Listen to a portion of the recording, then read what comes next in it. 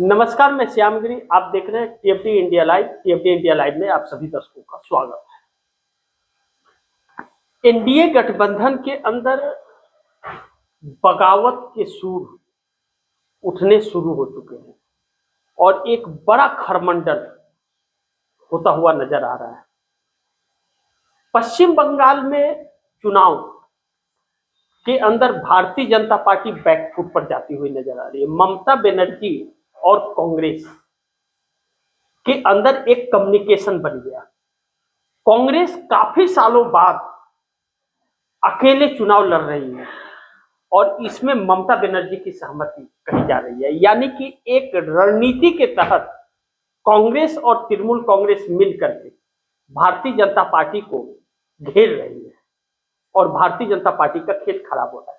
एक इंटरनल सर्वे आने के बाद भारतीय जनता पार्टी के अंदर घबराहट फैल गया। इंटरनल सर्वे में भारतीय जनता पार्टी 85 से लेकर 90 तक सीटें आ सकती हैं। पिछली बार 2021 में 75 सीटें आई थी, लेकिन वह भी तब जब भारतीय जनता पार्टी एसआईआर के तहत अपनी साजिश बना बैठी है। तब इतनी आएगी इस बात की गारंटी नहीं है, लेकिन ममता बनर्जी एक बार फिर 200 के पार जा सकती है अगर कांग्रेस और तृणमूल कांग्रेस में, ममता बनर्जी में और कांग्रेस में यही कम्युनिकेशन बना रहा तो। अब ऐसे में भारतीय जनता पार्टी को पश्चिम बंगाल जीतने की लालसा जो थी वह टूटती हुई नजर आ रही है। लेकिन आसाम के अंदर कांग्रेस एक बहुत रणनीति के तहत काम कर रही है और भारतीय जनता पार्टी बैकफुट पर जा रही है। 10 साल से असम के अंदर भारतीय जनता पार्टी की सरकार है, लेकिन वहां पर भारतीय जनता पार्टी के नेता पार्टी छोड़ करके बड़े बड़े नेता वह कांग्रेस में शामिल हो गए। अब तो नामांकन का वापस लेने का डेट भी खत्म हो गया और वहां पर 9 अप्रैल को ही वोटिंग होना है, यानी कि भारतीय जनता पार्टी का बना बनाया जो काम था हेमंत बिस्व शर्मा ने सारा खेल खराब कर दिया है। अब ऐसे में भारतीय जनता पार्टी के हाथ से असम निकलता हुआ नजर आ रहा है और कांग्रेस के हाथ में जाता हुआ। लेकिन केरल के अंदर कांग्रेस अपनी सरकार बनाती हुई नजर आ रही है और तमिलनाडु के अंदर फिर एक बार कांग्रेस और स्टालिन डीएमके की सरकार बनती हुई नजर आ रही है। और तमिलनाडु के अंदर अन्नामलाई भारतीय जनता पार्टी के वरिष्ठ नेता ने चुनाव न लड़ने का ऐलान कर दिया। वह भारतीय जनता पार्टी की नीतियों से सहमत नहीं। अब ऐसे में पांडिचेरी, जहां भारतीय जनता पार्टी किसी कीमत पर आ ही नहीं सकती है, वहां पर कांग्रेस का वर्चस्व बनता हुआ नजर आ रहा है। यानी कि जो 4 राज्य और एक केंद्र शासित प्रदेश, 5 चुनाव जो हो रहे हैं, इसमें इंडिया गठबंधन पूरी तरह से सक्रिय और सत्ता में आता हुआ नजर आ रहा है। यह बात अगर सफल हो गई, यह सफल हो गया रणनीति इंडिया गठबंधन का और 5 जगहों पर इंडिया गठबंधन की सरकार बन गई, तो नरेंद्र मोदी के लिए एक नई मुसीबत खड़ी हो जाएगी। अंतर्राष्ट्रीय मार्केट के जो असर है, जो ईरान इजराइल के युद्ध का जो असर पड़ रहा है, वह लॉकडाउन तक परिस्थिति आकर के खड़ी हो गई है। अब ऐसे में अहम यह है कि जो अमेरिका विश्व का सबसे शक्तिशाली देश है, वह अमेरिका बैकफुट पर आ गया है, वह अमेरिका भाग रहा है। लेकिन एक बड़ी महत्वपूर्ण बिंदु है जिस पर हम लोग को चर्चा करना बहुत जरूरी है कि चाहे वह जापान हो, चाहे वह अमेरिका हो, चाहे ऑस्ट्रेलिया हो, चाहे चाइना हो, चाहे दुबई हो, चाहे कतर हो, ओमान हो, सऊदी हो, इन सबके करेंसी के मुकाबले हमारे देश का रुपया लगातार कमजोर हो रहा है। 95 रुपये को पार कर गया। आज 95 का आंकड़ा पार हो गया। डॉलर के मुकाबले 95 रुपया के पार चला गया। रुपया कितना कमजोर हो गया। अब अनुमान यह लगाया जा रहा है कि अप्रैल के पहले हफ्ते से दूसरे हफ्ते तक अगर यह युद्ध इसी तरह चला तो 100 को क्रॉस कर जाएगा। रुपया डॉलर के मुकाबले 100 को पार कर जाएगा और ऐसी परिस्थिति आई तो देश में हाहाकार मच जाएगा। 100 को क्रॉस करते ही जो हाहाकार मचेगा और जो तबाही मचेगी देश के अंदर, पूरी तरह से व्यवस्था चरमरा जाएगी, इमरजेंसी वाले हालात आ जाएंगे। अब ऐसे में रोजी रोजगार भी जा रही है। अब एनडीए के अंदर ऐसे में अब नरेंद्र मोदी को लेकर के नफरत और गुस्सा भड़कता जा रहा है। ऐसे में नायडू हो, नीतीश हो, शिंदे हो, चाह करके भी मोदी का साथ नहीं दे पाएंगे, साथ छोड़ने को मजबूर हो रहे हैं या क्योंकि ऐसी परिस्थितियां आएंगी या कोई। देखिए, एनडीए गठबंधन के जो घटक दल हैं वह क्यों है मोदी के साथ कि सत्ता सही से चले, लेकिन मोदी सरकार के वजह से उनकी राजनीतिक कैरियर ही समाप्त हो जाए तो फिर वह मोदी के साथ कैसे रहेंगे। मोदी के साथ देने से एनडीए गठबंधन के इन नेताओं का, नीतीश, नायडू, शिंदे का अस्तित्व ही खत्म हो जाए तो वह कैसे साथ देंगे। और परिस्थितियां यही बनी है कि आम जनता आक्रोशित है और उनके हाथे अगर नेता चढ़ गए तो फिर नेताओं की बड़ी मुश्किलें पैदा हो जाएंगी, या आप समझ सकते हैं। अब ऐसे में समर्थन वापसी तक के बाद सरकार पलटने तक की बात चलने लगी है। अब नीतीश कुमार के भी रंग रोज बदल रहे हैं और चंद्रबाबू नायडू रोज चुप रह रहे हैं। एकनाथ शिंदे एनडीए में रहेंगे कि नहीं रहेंगे इसका फैसले ही करते रह रहे हैं कि हम जल्द फैसला करेंगे कि हमें एनडीए में रहना है कि नहीं रहना है। चंद्रबाबू नायडू पूरी तरह से चुप, साइलेंट, क्या हो रहा है नहीं हो रहा है जैसे कि उनकी आंखें देख ही नहीं रही है। लेकिन अंदर से जो घबराहट उनके अंदर है सत्ता खोने का और जेल जाने का डर, वह सता रहा है। क्योंकि अगर सत्ता गई उनकी 2029 में सत्ता नहीं आई और जगन मोहन रेड्डी की सत्ता आ गई आंध्र प्रदेश के अंदर, तो 360 करोड़ रुपया कौशल विकास परियोजना में घोटाले के आरोप में जगन मोहन रेड्डी फिर उनको जेल में डाल देंगे, पहले भी डाले थे।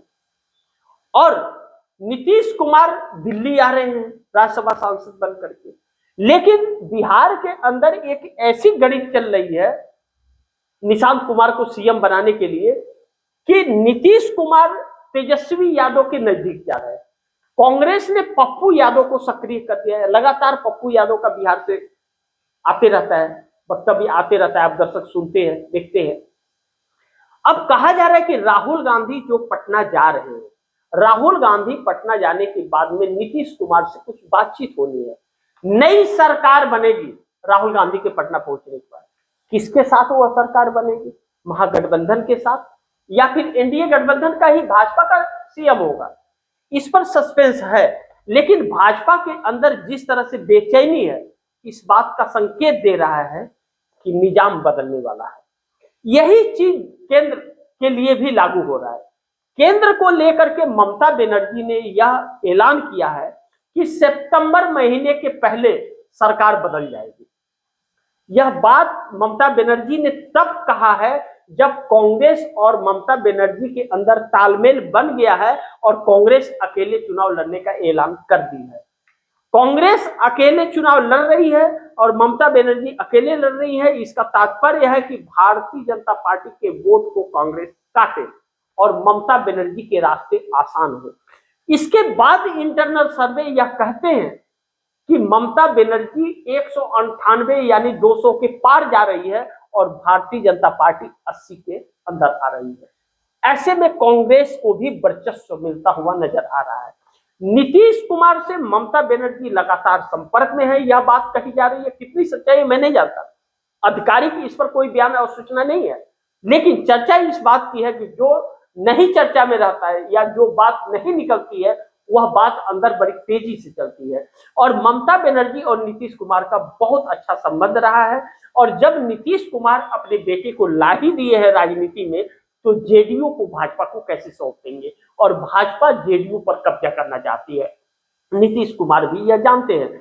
अंततः भारतीय जनता पार्टी के कोटे से बने स्पीकर बिहार के अंदर, उन्हें कहना पड़ा कि 6 महीने तक नीतीश कुमार इस्तीफा न दे, कोई दिक्कत नहीं है, 6 महीने तक वो रह सकते हैं, संविधान इस बात की इजाजत देता है। यानी कि राहुल गांधी का अगर पटना में इंतजार हो रहा है तो इसका मतलब बातचीत होनी है और निजाम बदलने वाला है। कहा जा रहा है, चर्चा में है कि नई सरकार का गठन होगा, राहुल गांधी पटना पहुंचेंगे तो महागठबंधन के साथ होगा, तभी तो राहुल गांधी को महत्व दिया जा रहा है। सारी परिस्थितियां सामने आ जाएंगी।